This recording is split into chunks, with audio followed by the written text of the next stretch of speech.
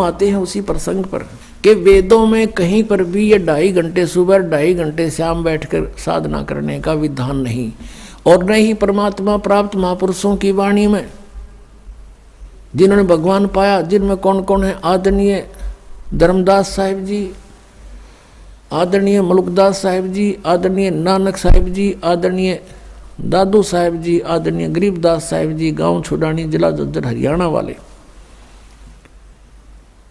और आदरणीय घीसा दास साहिब जी, गांव खेकड़ा, जिला मेरठ वाले, उत्तर प्रदेश वाले। इन महापुरुषों की वाणी, इनकी क्रियाएं, इनका जीवन देखिएगा आप। ये सभी काम करते थे, गृहस्थी थे, बाल बच्चेदार थे, अपना जो भी जिसका जैसा व्यवसाय था उस काम के करते करते भक्ति किया करते थे, और वैसा ही विधान वो बताकर हमें चले गए। हम अब उसी प्रसंग पर आते हैं। 7वें अध्याय के 18वें श्लोक में जो गीता ज्ञानदाता कहता है कि मेरी साधना करने वाले जो मेरी भक्ति करते हैं वो मेरे वाली ही अनुत्तम गति में सचित है, इसी में रह गई है, पार नहीं हुए। तो ये चुनक ऋषि था, इसने वेदों को पढ़ा और ब्रह्मा जी या अन्य ऋषियों से कुछ ज्ञान जो इसने ग्रहण किया, उससे तो हठ योग और ओम नाम का जाप, ये वेदों अनुसार ब्रह्म का काल की पूजा कर ली। तो इन दोनों को करते हुए ये क्या करते हैं? पहले बैठते हैं, ओम नाम का जाप शुरू करते हैं, उच्चारण करते करते, फिर धीरे धीरे ये अंतर्मुखी होने लग जाते हैं, हठ योग करते रहते हैं। साथ में हठ योग करते हैं तो इनकी अंदर जो हमारे शरीर में चैनल बने हुए, चैनल जैसे टीवी में होते हैं, मूल कमल ये गणेश जी का चैनल है, उसके लोक में जो कुछ भी क्रियाएं हो रही हैं उसको हम अपनी बॉडी में बने इस चैनल पर देख सकते हैं, जिसका ये चैनल ऑन हो गया। और दूसरा स्वाद चक्र है, उसमें सावित्री ब्रह्मा जी का चैनल है, उसके लोक का जो भी कार्यक्रम हो रहा है इसमें हम देख सकते हैं। फिर नाभि कमल है, नाभि कमल में विष्णु और लक्ष्मी जी के लोक की क्रियाएं इस नाभि कमल रूपी चैनल में आप देख सकते हैं, वहाँ के हो रहा है। जिसकी दृष्टि आत्मा इसमें पहुंच गई उसमें वो वहाँ देख सकता है, दूरबीन इसकी वहाँ लग गई है। हृदय कमल में दोनों सतनों के बीच में यहाँ हृदय कमल है, बैक में, रीढ़ की हड्डी के अंदर की तरफ, बैक बोन के अंदर की तरफ। तो वहाँ पर भगवान शिव और पार्वती का ये चैनल है, कमल है, और उनके लोक में जो कुछ भी होता है वो इसमें देखा जा सकता है। और कंठ कमल में यहाँ पीछे की साइड में दुर्गा जी का यानी देवी का स्थान है, उसके लोक में जो कुछ भी क्रियाएं होती है यहाँ आप कंठ कमल में देख सकते हैं। और सहस्रार कमल के अंदर इस काल भगवान के ब्रह्मलोक का कुछ नज़ारा आप देख सकते हैं। तो इन ऋषियों का क्या होता था, ये पूर्व जन्म के भी संस्कारी होते हैं और वो ही परमात्मा की प्राप्ति के लिए प्रयत्न करते हैं। जैसे आप जी अब ये सत भक्ति कर रहे हो और पार ना हुए तो आप जी को ये पहले स्वर्ग में ले जाएगा, महास्वर्ग में देगा स्थान इन मंत्रों के आधार से, इनकी कमाई से। फिर पृथ्वी पर आपको छोड़ देगा, फिर यहाँ भी आपका मन नहीं लगेगा क्योंकि आपने ऊपर बहुत अच्छे सुख देखे हुए। उनकी खोज करने चलता है तो उसको बताया जाता है कि परमात्मा ही दे सकता है, भगवान पाने से ही लाभ होता है। उसके लिए फिर वही साधक प्रयत्न करते हैं और उनकी पिछले पुनों से कोई ना कोई चैनल ऑन हो ही जाता है। अब जैसे आप इन चैनलों के मंत्र जाप करते हो, ये चैनल आपके ऑन हो चुके हैं, लेकिन आपने ये देखने नहीं है। देखने से फिर क्या होगा, आपकी जो भक्ति वो व्यर्थ होनी शुरू हो जाएगी। जैसे हमने किसी से कर्जा लेना है, वो कर्जा उसको चुकाने की बजाय उसके कमरे में जाकर बैठ जाए और चार्ज लेता रहे, हमारे से क्या फायदा हुआ वहाँ का जाने का, वो कर्जा और बढ़ जाएगा हमारा। तो आप जब यहाँ रह जाओगे तो फिर आपको पूरा मिलेगा, सारा काल सब कुछ देगा आपको, जैसा कर्म है वो देगा एज इट इज। तो उस आधार से उनकी उस पिछले संस्कारों से कोई ना कोई चैनल ऑन हो जाता है।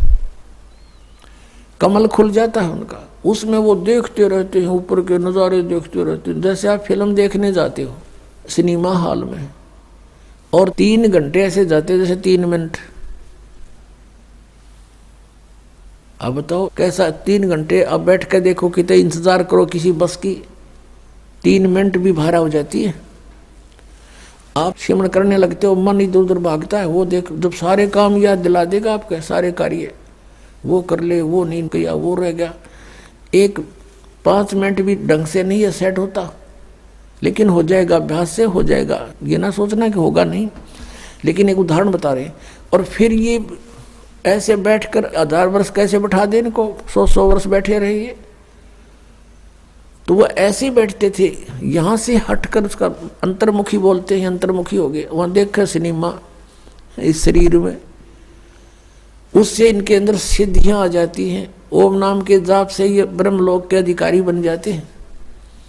और यहाँ का विधान है इस भगवान काल के लोक का कि जैसे कर्म कोई करेगा वैसा ही फल मिलेगा, पुण्य भी मिलेंगे, पाप भी मिलेंगे, दोनों आपको भोगने पड़ेंगे, इसमें कोई परिवर्तन नहीं हो सकता। केवल परम अक्षर ब्रह्म पूर्ण परमात्मा सतपुरुष कबीर साहिब की सत भक्ति सतनाम से करके 2 अक्षर के नाम तक हम अपने पापों का नाश कर सकते हैं, और वो परमात्मा हमारे प्रारब्ध के सब बैड अकाउंट को नाश करके नया लिख देता है। और कोई भी उस परमात्मा के अतिरिक्त कोई भी प्रभु जिनको हम प्रभु मानते हैं, सरपुरुष अक्षर पुरुष, श्री ब्रह्मा रजगुण, श्री विष्णु सतगुण और श्री शिव जी तमगुण, ये भी परिवर्तन नहीं कर सकते। तो स्वयं कहते हैं हम तो नियमित कार्य करते हैं, जिसका जैसा वर्क है वैसा ही उसका वर्क डन देते हैं। अब फिर यहाँ प्रसंग आ रहा है कि हम इस तरह की साधना करते रहे और ये हजारों वर्ष तक बैठे रहे, इनकी कुछ सिद्धियां बन गई और कुछ ओम नाम के जाप से ब्रह्मलोक के अधिकारी बन गए। और इसने स्पष्ट किया है कि 7वें अध्याय के 24 और 25 श्लोक में कि अर्जुन, ये मूर्ख जन समुदाय मुझे कृष्ण मान रहा है, आई एम नॉट कृष्ण, ये मुझ अव्यक्त को व्यक्तम आपनम मनन्ते, ये मुझ अव्यक्त को, अव्यक्त माने मैं गुप्त रहता हूँ, अपनी योग माया से छुपा रहता हूँ, मैं किसी के सामने कभी नहीं आता, ये मेरा घटिया विधान है, अटल घटिया अनुतम। अब यहाँ अनुतम क्यों कहा आपने उसको, विधान को अटल, कि ये कभी नहीं चेंज हो सकता, मैं कभी किसी के सामने नहीं आऊँगा, ये मेरा अनुतम अटल विधान है। अब एक भगवान है, पिता है, और सामने नहीं आ रहा, बच्चे भटक रहे हैं, ढूंढ रहे हैं, तो वो कैसा होगा फिर, उसमें कोई दोष है इसलिए छुपा बैठा है वो, नहीं तो सामने आता। जैसे हमारे भगवान आते हैं, कबीर साहब 120 वर्ष बनारस में रहकर चले गए, जब चाहे किसी के पास प्रकट होकर उसको ज्ञान से परिपूर्ण करते हैं, उसका उद्धार करते हैं। ये हमारे परमात्मा समक्ष आते हैं, उसको हम भगवान नहीं मानते क्योंकि अज्ञान बना दिया हमारे अंदर के परमात्मा निराकार है। हम इस आधार से उस भगवान को नहीं पहचान पाए थे अभी तक। अब इस तत्व ज्ञान के प्रकाश में हम भगवान को पहचानेंगे और यथार्थ भक्ति मार्ग को जानेंगे। अब प्रसंग चल रहा है कि वो चौणक ऋषि जैसे जो महापुरुष थे, उन्होंने हठ योग किया और इसने ये कसम खाई है, प्रतिज्ञा कर रखी है 7वें अध्याय के 24-25 में कि मैं कभी भी किसी के समक्ष नहीं आऊँगा। और ये मुझे कृष्ण मान रहे हैं, मुझ अव्यक्त को व्यक्ति आपनम मनन्ते, ये मुझे इस व्यक्ति रूप में मान रहे हैं, श्री कृष्ण रूप में। अब श्री कृष्ण ने होगा कि मैं व्यक्ति नहीं हूँ, तो ये तो बात सच्ची थोड़ी, तो स्पष्ट करें व्यक्ति रूप में। वो बोल रहा है श्री कृष्ण में, और मैं छुपा रहता हूँ अपनी योग माया से, और श्री कृष्ण जी तो प्रगट है, वो छुपा कहाँ है। तो इस प्रकार ये सब गुप्त कार्य करता है। गीता जी अध्याय नंबर 4 के श्लोक नंबर 8 और 9 में ये कहता है, मेरे और तेरे बहुत जन्म हो चुके, तू नहीं जानता मैं जानता हूँ, और मेरे कर्म और जन्म अलौकिक है। इसके कर्म ऐसे अलौकिक हैं, ये समक्ष आता नहीं, किसी में प्रवेश करके जो बोलना है करना है वो कर देता है। जैसे श्री विष्णु पुराण में आपने देखा, बहुत बार दिखाया दास ने, कि एक बार सुर और असुरों का, राक्षसों का और देवताओं का युद्ध हो गया।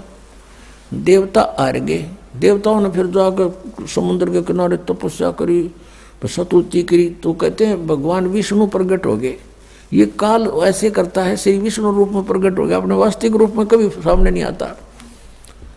और वहां उन्होंने पूछा कि ऐसे समस्या है, तो उसने कहा कि आप एक ससाद नामक राजा है, उस ससाद के पुत्र पुरंजय को युद्ध के लिए खड़ा कर लो,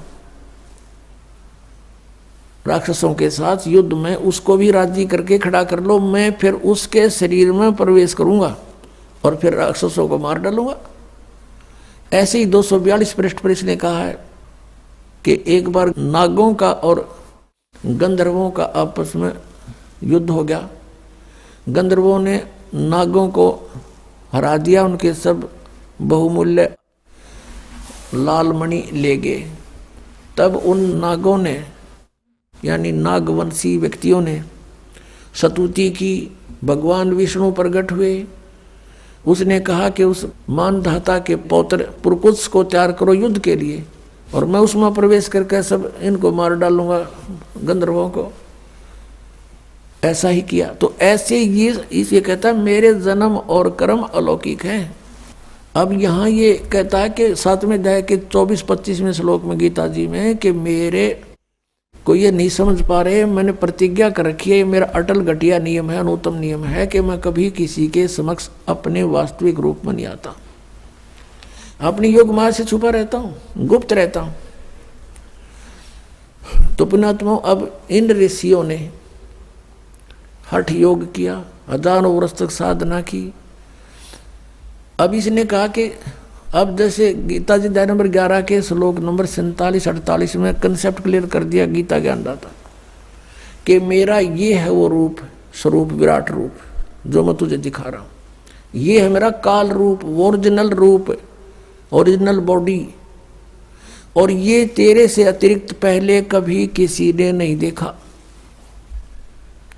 और न ही मेरी प्राप्ति यानी मेरे दर्शन, इस रूप के दर्शन, मेरे दर्शन, न वेदों में वर्णित विधि से, न कोई जप से, न किसी तप से, न किसी क्रियाओं से, न यज्ञ से मेरे दर्शन, मेरी प्राप्ति नहीं हो सकती, मेरे इस रूप के दर्शन नहीं हो सकते। अब पुण्यात्माओं, कंसेप्ट क्लियर हो गया कि वेदों में वर्णित विधि से भगवान प्राप्ति नहीं हो सकती। यही कारण रहा कि इन्होंने वेदों के आधार से साधनाएं की, ओम नाम का जाप और हठ योग और ये किए सारे, इनसे परमात्मा के दर्शन तो हुए नहीं। इन्होंने समाधि दशा में देखा, किसी ने तो कहा मुझे केवल प्रकाश दिखाई देता, वो सहस्रार कमल में चले गए, और किसी ने कहा कि समाधि दशा में मुझे ब्रह्मा जी के दर्शन हुए, कोई कहता मुझे विष्णु जी के रूप में दर्शन हुए, यही पूर्ण परमात्मा है, कोई कहता मुझे शिव जी के दर्शन हुए, यही समर्थ शक्ति है। ये काल ऐसा छल करता है, अपने ओरिजिनल रूप में किसी को दर्शन नहीं देता, ये किसी का अन्य का रूप बना लेता, जैसे अपने तीनों पुत्रों में से किसी का भी रूप बना करके समाधि दशा में दर्शन दे देता है और उसको कह देता तथास्तु। वो ये सोचता है कि ये खड़ा हो यहाँ तक जा अपना धंधा लग गए, नाट बैठे रहेंगे सारे, कैसे बात बनेगी। इसलिए वो अपने वास्तविक रूप में दर्शन ना दे करके इनको भ्रमित कर देता है। तो वो साधक ये सोच लेता है कि मैंने समाधि दशा में श्री विष्णु जी को देखा और ये समर्थ शक्ति है, और इन्होंने कहा है उस समाधि दशा में, समाधि के अंदर कि मैं सर्वशक्तिमान हूँ मैं। तो ये सोच लेते हैं ये काल का पुत्र विष्णु ही सर्वशक्तिमान है, और उसको जाकर डंडोरा पीट देते हैं, उसके विषय में डंडोरा पीट देते हैं, मुनादी कर देते हैं कि ये पूर्ण परमात्मा है, ये छुपाए हुए अपने आप को। इससे श्री विष्णु जी को भ्रम हो गया कि मैं ही शायद परमात्मा हूँ, क्योंकि सब कहने लगे। और जिनको ब्रह्मा जी के रूप में दर्शन दिया उन्होंने कहा कि ब्रह्मा जी सर्वशक्तिमान हैं, ये समर्थ हैं, मैंने समाधि में इनके दर्शन हुए हैं। तो उन्होंने ब्रह्मा जी की डंडोरा की मुनादी कर दी कि ये समर्थ शक्ति है, और जिसको शिव जी के रूप में दर्शन दिए उसने उनके बारे में कह दिया कि ये समर्थ शक्ति है और ये सर्वेश्वर है, ये काल के पुत्र। और ये करता खेल सारे ये काल है, ब्रह्म है, सरपुरुष है, ये इनके रूपों में आकर दर्शन दे देता है। जैसे ब्रह्मा और विष्णु जी का इसी कारण से झगड़ा हो गया। ब्रह्मा जी को भ्रम हो गया मैं सृष्टि उत्पत्ति करता हूँ। विष्णु जी को भ्रम हो गया कि ब्रह्मा तो मेरी नाभि कमल में प्रकट हुआ है तो मेरा पुत्र है। इस बात पर झगड़ा हो गया। वो कह मैं तेरा बाप, वो कह मैं तेरा बाप। विष्णु कह ब्रह्मा जी को मैं तेरा बाप, ब्रह्मा जी कहता मैं तेरा बाप, मैं सारी सृष्टि का पिता हूँ, जगत पिता हूँ, उत्पत्ति करता हूँ। तो उस समय इस काल भगवान ने इनके बीच में एक स्तंभ खड़ा कर दिया, पिलर, जिसको शिवलिंग बोलते हैं, तेजो में शिवलिंग, लिंग माने स्तंभ। वो खड़ा हो, ये फिर झगड़ा करना भूल गए। अब लंबा चैप्टर ना करते, इसको संक्षेप में कहते हैं। तो वहां पर ये अपने पुत्र शिव जी के रूप में आ गया वहां पर, और दुर्गा को लिया ये पार्वती रूप में, और फिर इनको उपदेश देने लगा कि तुमने अपने आप को भगवान मान लिया, बहुत बड़ी गलती की है। यू आर नॉट गॉड, तुम ईश नहीं हो। तो इस प्रकार ये इसने प्रतिज्ञा कर रखी है कि मैं अपने वास्तविक रूप में कभी किसी के सामने नहीं आऊंगा, अपनी योग माया से छुपा रहता हूं। अपने ओरिजिनल रूप के ऊपर इसने और दूसरा रूप धारण करके आके खड़ा हो गया। तो ऐसे इन ऋषियों ने जो साधनाएं की, हठ योग किए, टुणक जैसे ऋषियों ने, परमात्मा मिला नहीं। किसी को प्रकाश रूप में दिखाई देगा।